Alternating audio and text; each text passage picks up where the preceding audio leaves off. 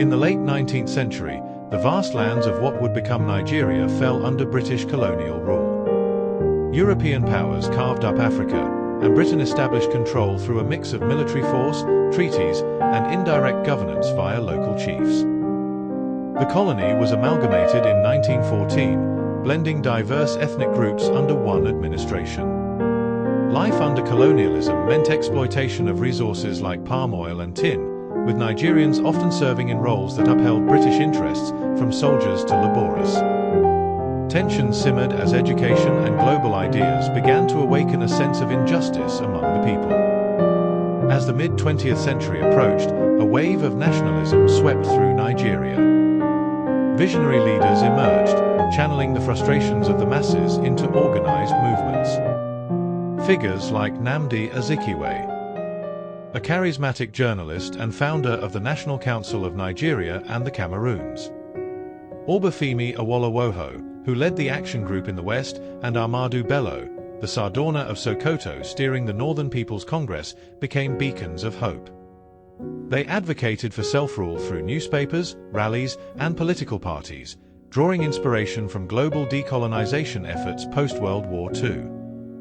These men, though from different regions and with varying visions, united in their call for an end to foreign domination.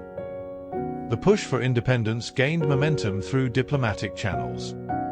In the 1950s, Nigerian delegates traveled to London for constitutional conferences at Lancaster House. These talks, held in grand halls filled with suited negotiators, hammered out the framework for a federal system that respected Nigeria's ethnic diversity.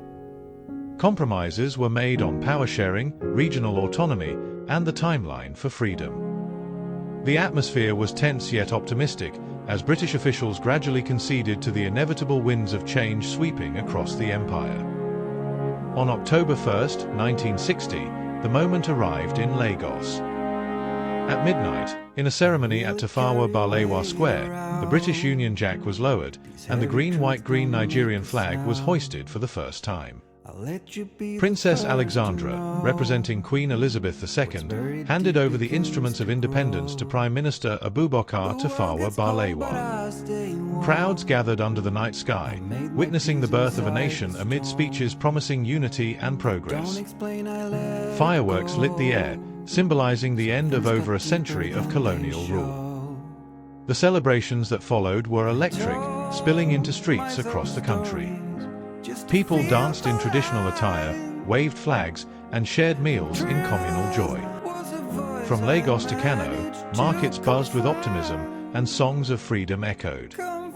This new era brought challenges, but in that instant, Nigeria stood tall as Africa's most populous independent nation, ready to forge its destiny.